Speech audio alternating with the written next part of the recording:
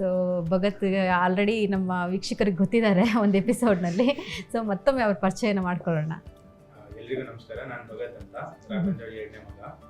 ನಾನೀಗ Christ ಯೂನಿವರ್ಸಿಟಿಯಲ್ಲಿ final year ಲಾ ಓದ್ತಿದ್ದೀನಿ. S, Vijendra ಅವರ ಇಬ್ಬರು ಮುದ್ದಿನ ಪುತ್ರಿಯರು ಇದ್ದಾರೆ. ಸ್ಪೆಷಲಿ ವೀಕ್ಷಕರಿಗೆ ಒಂದು ವಿಚಾರ ಗೊತ್ತಾಗಬೇಕು. ವಿಜೇಂದ್ರ ಅವರ ಮೊದಲ ಮಗಳ ಹೆಸರು ಮೈತ್ರಿ ಅಂತೇಳಿ. ಯಾಕಂದರೆ ಇದು ಯಡಿಯೂರಪ್ಪನವರ ಪತ್ನಿಯ ಹೆಸರನ್ನೇ ಅವ್ರಿಗೆ ಇರಿಸಲಾಗಿರ್ತಕ್ಕಂಥದ್ದು. ಸೊ ಎಷ್ಟು ಖುಷಿ ಅನಿಸುತ್ತೆ ಎಲ್ಲರೂ ಆ ಹೆಸರಿನಿಂದ ನಿಮ್ಮನ್ನ ಕರೆದಾಗ. ಸೊ ಆ ಹೆಸರು ಇಡ್ಲಿಕ್ಕೆ ಕಾರಣ ಏನು ಅಂತ ಗೊತ್ತಾ? ನಿಮ್ಮ ಪರಿಚಯನೂ ಕೂಡ ಹಾಗೆ ಮಾಡಿಕೊಡಿ. ನಮಸ್ತೆ, ನನ್ನ ಹೆಸರು ಮೈತ್ರಿ ಅಂತ. ನಾನು ವಿಜೇಂದ್ರ ಅವ್ರ ಮೊದಲೇ ಮಗಳು. ನಾನು 3rd ಇಯರ್ ಕ್ರೈಸ್ಟ್ BCom ಅಲ್ಲಿ ಮಾಡ್ತಾ ಇದ್ದೀನಿ. ಓಕೆ, ಸೊ ನಿಮ್ಮ ಅಜ್ಜಿಯ ಹೆಸರೇ ನಿಮಗೆ ಇಟ್ಟಿರೋದು, ಈ ಬಗ್ಗೆ ನಿಮ್ಗೆ ಗೊತ್ತಿದೆಯಾ? ಗೊತ್ತು. ಅದು ಅಜ್ಜಿ ತೀರ್ಕೊಂಡು 1 ತಿಂಗಳಲ್ಲೇ ನಾನು ಹುಟ್ಟಿದೆ. ಅದಕ್ಕೆ ಅಜ್ಜಿಯ ಎಲ್ಲ ಗುಣಲಕ್ಷಣಗಳು ಇದೆಯಾ ಇವ್ರಿಗೆ? ಕೆಲವೊಂದು ಇದೆಯಾ? ಸೊ ಯಡಿಯೂರಪ್ಪ ಸರ್, ಮೈತ್ರಾದೇವಿಯವರು ಆಗಲಿ ಹೋದ ನಂತರ ಹುಟ್ಟಿದಂಥ ಮಗಳಿಗೆ ಮೈತ್ರಿ ಅಂತಲೇ ಹೆಸರಿಟ್ಟಿದ್ದೀರಾ.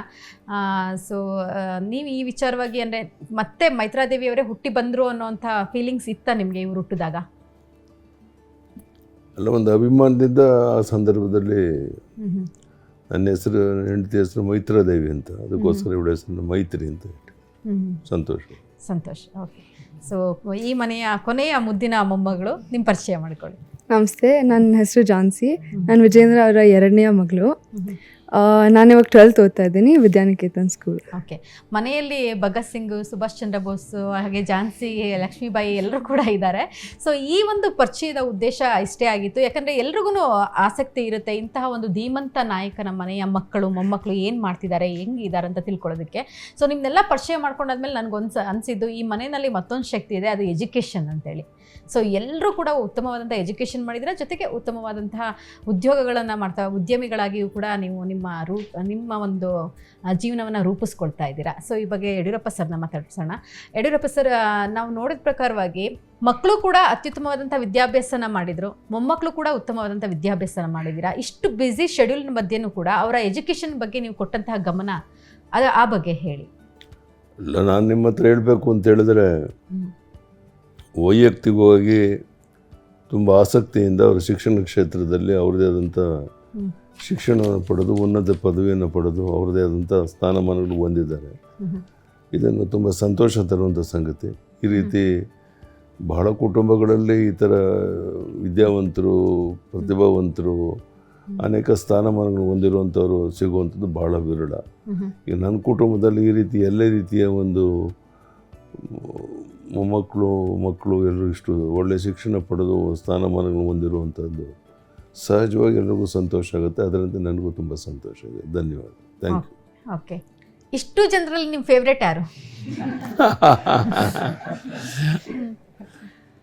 ಸ್ವಲ್ಪ ಜಾಸ್ತಿ ಯಾರು?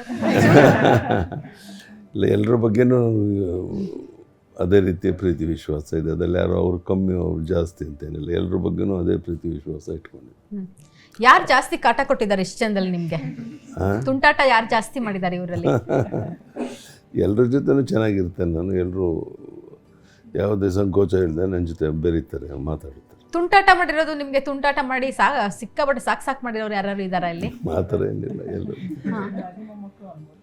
ಮರಿ ಮೊಮ್ಮಕ್ಕಳು ಸ್ವಲ್ಪ ಜಾಸ್ತಿ ತುಂಟಾಟ ಮಾಡ್ತಾರೆ. ಮೊಮ್ಮಕ್ಕಳ ಹತ್ರ ಅಷ್ಟೇ ಸ್ಟ್ರಿಕ್ಟ್ ಇದ್ದಾರೆ ತಾತ ಅಂತೇಳಿ. ಓಕೆ, ನಿಮ್ಮ ಇಷ್ಟು ಜನದಲ್ಲಿ ತಾತನ ಹತ್ರ ಬಹಳ ಗಿಫ್ಟ್ಗಳನ್ನು ತಗೊಂಡಿರೋರು ಯಾರು? ಗಿಫ್ಟ್ಗಳು ತಗೊಂಡಿರೋರು ಏನು ತಗೊಂಡವರು? ಗಿಫ್ಟ್ಸ್ ಯಾರು ತಗೊಂಡಿದ್ದೀರಾ ಜಾಸ್ತಿ?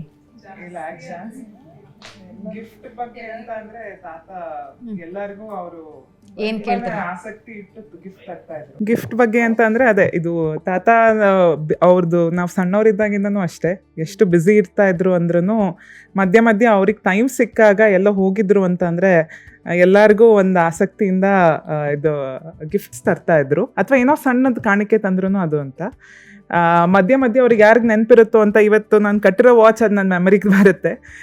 ಇದು 12 ವರ್ಷ ಹಿಂದೆ ನಾನು ಈ ಥರ ದಪ್ಪ ಡಯಲ್ ವಾಚ್ ಕಟ್ತಾ ಇದ್ದೆ ಅಂತ ಅಂದ್ಬಿಟ್ಟು ತಾತ ಎಲ್ಲೋ ಡೆಲ್ಲಿಯಲ್ಲೋ ಒಂದು ವಾಚ್ ತೊಗೊಂಡು ಬಂದು ಅದಿನ್ನೂ 1 ತಿಂಗಳು ಆಗಿತ್ತು ಅವ್ರು ತಂದು. ಬಟ್ ಆಮೇಲೆ ನೆನೆಸ್ಕೊಂಡು ನನ್ನ ಸೂಟ್ ಕೇಸಲ್ಲಿದೆ ಅಂತ ಮತ್ತೆ ಬೆಂಗಳೂರಲ್ಲಿ ಕಾಲ್ ಮಾಡಿ ಸೂಟ್ ಕೇಸಲ್ಲಿ ಇದೆಯಾ ಅಂತ ನೋಡಿ ಬಂದು ನನ್ನ ಕೈ ಕಟ್ಬಿಟ್ಟು ನೋಡಿದ್ರು. ಹಾಗೆ. ಸೊ ಆ ಥರ ಐಮ್ ಶ್ಯೂರ್ ಎಲ್ಲರಿಗೂ ಅದು ಮೆಮರೀಸ್ ಇದೆ, but this is one of my memories. ಅವರೆಲ್ಲ ಟ್ರಿಪ್ಪಿಗೆ ಹೋದರೂ ತುಂಬ ಒಳ್ಳೊಳ್ಳೆ ಥರದ್ದು ಆ ಥರ ಪ್ರತಿಯೊಬ್ಬರನ್ನು ಕೂಡ ಆಸಕ್ತಿ. ಕನ್ಸಿಡರ್ ಮಾಡೋದು, ಪ್ರತಿಯೊಬ್ಬರನ್ನು ಕೂಡ ನೆನಪಲ್ಲಿ ಇಟ್ಕೊಳ್ಳೋದು ಎಲ್ಲಾನು ಮಾಡ್ತಾರೆ Definitely. ಬಿಸಿ ಶೆಡ್ಯೂಲ್ನಲ್ಲೂ. ಹೌದು ಹೌದು. ಸುಭಾಷ್, ನಿಮ್ಗೆ ಯಾವ್ದೋ ನೆನಪಿನ ಹಂಚ್ಕೋಬೇಕು ಅಂತ? ಮತ್ತು ಗಿಫ್ಟ್ಗಿಂತ ನಮ್ಮಲ್ಲಿರೋದು ಕನ್ಸರ್ನ್ ತುಂಬ ಇಂಪಾರ್ಟೆಂಟು. ಓಕೆ. ಸೊ ನಾವೆಲ್ಲೇ ಟ್ರಾವೆಲ್ ಮಾಡ್ತಾಯಿದ್ರು every half an hour every 1 hour ನಮಗೆ ಫೋನ್ ಮಾಡಿ ಕೇಳ್ತಾರೆ ಎಲ್ಲಿ ರೀಚ್ ಆಗಿದ್ದೀರಾ ಅಂತ. ಏನೇ ಆದರೂ ನಮಗೆ ರಾತ್ರಿ ಬೈ ರೋಡ್ ಹೋಗೋಕ್ಕೆ ನಮಗೆ ಬಿಡಲ್ಲ. ಸೊ ಬೆಳಗಿನ ಜಾವನ ಬಿಡಬೇಕು ಮತ್ತು ಸಂಜೆ ಒಳಗೆ ಮನೆ ತಲುಪಬೇಕು ನಾವು. ಆ ಥರ ಎಲ್ಲ ರೀಚ್ ಆಗಿದ್ದಾರೆ, ಏನೇನು ಮಾಡ್ತಾ ಇದ್ದೀರಾ ಅದ್ರ ಬಗ್ಗೆ ಪದೇ ಪದೇ ಕೇಳ್ತಾ ಇರ್ತಾರೆ. ಅದೊಂದು ಒಳ್ಳೆ ಗುಣ ಅಂತ ಹೇಳಕ್ಕೆ ಇಷ್ಟಪಡ್ತೀನಿ. ಓಕೆ. ಈಗ ಲಾಸ್ಟ್ ಇಲ್ಲಿ ಕಂಚಿನ ಕಂಠದ ಶಶಿ ಮಾತಾಡ್ತಾರೆ. ಎಸ್. ನಾವೆಲ್ಲ ಚಿಕ್ಕವರು ಇದ್ದಾಗ ಸಿಕ್ಕಾಬಿಟ್ಟೆ ಅವ್ರು ಬ್ಯುಸಿ ಶೆಡ್ಯೂಲಲ್ಲಿ ಇದ್ದಾಗ ಅಪರೂಪ ಅಂದರೆ ಅಪರೂಪ ಅವ್ರ ಜೊತೆ ನಾವು ಕೂತ್ಕೊಂಡು ಫ್ರೀ ಟೈಮ್ ಕಳೆಯೋದು. ಬಟ್ ಈಗ ಲಾಸ್ಟ್ 2-3 ಇಯರ್ಸಲ್ಲಿ ಸ್ವಲ್ಪ ಜಾಸ್ತಿ ಟೈಮ್ ಸಿಗ್ತಾ ಇದೆ ಅವ್ರ ಜೊತೆ ಕಳೆಯೋಕ್ಕೆ. ಆಫ್ ಲೇಟೆಸ್ಟ್ ಆಗಿ ಹೇಳ್ಬೇಕಂದ್ರೆ ತಾತ ಅವರು ಈಗ ಫ್ರೀ ಟೈಮಲ್ಲಿ ನಾವು ಅವರು ಆಯಿತು, ಭಗತ್ ಆಯಿತು, ಕ್ರಿಕೆಟ್ ನಾವು ತುಂಬ ಆಸಕ್ತಿಯಿಂದ ವಾಚ್ ಮಾಡ್ತೀವಿ. ಬಟ್ ನಾಳೆ ಫೈನಲ್ಸ್ಗೂ ಕೂಡ ತುಂಬ ಕಾತರದಿಂದ ಕಾಯ್ತಾ ಇದ್ದಾರೆ. ನಾವು ಅಷ್ಟೇ ಇಲ್ಲ. ಸೊ ಕ್ರಿಕೆಟ್ ಅಂತ ನಮಗೆ ಸ್ಪೋರ್ಟ್ ವಾಚ್ ಮಾಡೋಕ್ಕಾಯ್ತು. ಈವನ್ ಇಂಡಿಯಾ ಆಯಿತು, RCB ಆಯಿತು, ತಾತ ಅವ್ರು ತುಂಬಾ ಇಂಟ್ರೆಸ್ಟಿಂಗ್ ಆಗಿ ನೋಡ್ತಾರೆ. ಜೊತೆಗೆ ನಾವು ಇದ್ದಷ್ಟು ಅವರನ್ನು ಇನ್ನೂ ಜಾಸ್ತಿ ಖುಷಿಯಿಂದ. ಸೊ ಎಷ್ಟು ಈ ವಯಸ್ಸಿನಲ್ಲಿ ಅವ್ರಿಗಿರೋ ಕ್ರಿಕೆಟ್ ಕ್ರೇಜ್ನ ನೋಡಿದಾಗ ಹೇಗೆ ಪ್ಲಾನ್ ಮಾಡ್ತೀರಾ ನೀವು ಕ್ರಿಕೆಟ್ ನೋಡೋದಕ್ಕೆ? ಎಲ್ಲರೂ ಸೇರಿ ಪ್ಲಾನ್ ಮಾಡ್ತೀರಾ? ತಾತವ್ರ ಬಗ್ಗೆ ಹೇಳ್ಬೇಕಂದ್ರೆ ಕ್ರಿಕೆಟ್ ಬಗ್ಗೆ ತುಂಬಾನೇ ಆಸಕ್ತಿ. ಅವರು T20 ಆಗಲಿ, ODI ಆಗಲಿ, women's cricket, especially women's cricket ಅಂತೂ ನೋಡ್ತಾರೆ. ಸೊ ಆ ಥರ ಮ್ಯಾಚ್ ಇದ್ರೆ 7 o'clock ಶಾರ್ಪ್ ಕೂತಿರ್ತಾರೆ. ಆಮೇಲೆ ನಾವೆಲ್ಲರೂ ಕೂಡ ಆ ಥರ ಪ್ಲಾನ್ ಮಾಡ್ಕೊಂಡು ಇಲ್ಲಿ ಮನೆಗೆ ಬಂದು ನೋಡ್ತೀವಿ ಒಟ್ಟಿಗೆ ಜೊತೆನಲ್ಲಿ 100%. ಸೊ ನಿಮ್ಮ ತಾತನಿಗೆ ಇಡೀ ರಾಜ್ಯ ಹೊಟ್ಟೆ ಉರಿ ಪಡೆಯುವಂಥ, ಖುಷಿ ಪಡುವಂಥ ಒಂದು ಹೆಸರಿದೆ, ಅದು ರಾಜಾ ಹುಲಿ ಅಂತೇಳಿ. ಗೊತ್ತಾ ನಿಮಗೆ? ಸೊ ರಾಜಾ ಹುಲಿ ಈ ಟೈಟಲ್ ನಿಮ್ಮಲ್ಲಿ ಯಾರಿಗೆ ತುಂಬ ಇಷ್ಟ ಆಗುತ್ತೆ? ಆ ಟೈಟಲ್ ಅವ್ರಿಗೆ ಸಿಕ್ಕಿರೋದ್ರ ಬಗ್ಗೆ ಯಾರು ಮಾತಾಡ್ತೀರಾ? ನಾನು ಹಳೆ ಕ್ವಶನ್ಗೆ ಆನ್ಸರ್ ಮಾಡೋಕ್ಕೆ ಇಷ್ಟಪಡ್ತೀನಿ.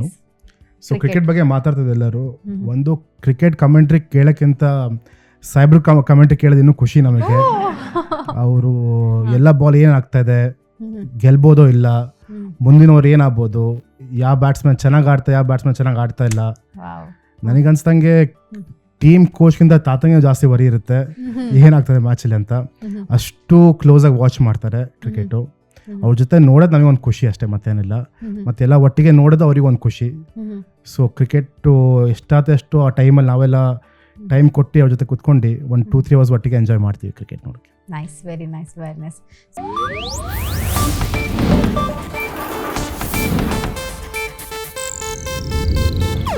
ಇದು ಏಷ್ಯಾನೆಟ್ ನ್ಯೂಸ್ ನೆಟ್ವರ್ಕ್ ಪ್ರಸ್ತುತಿ.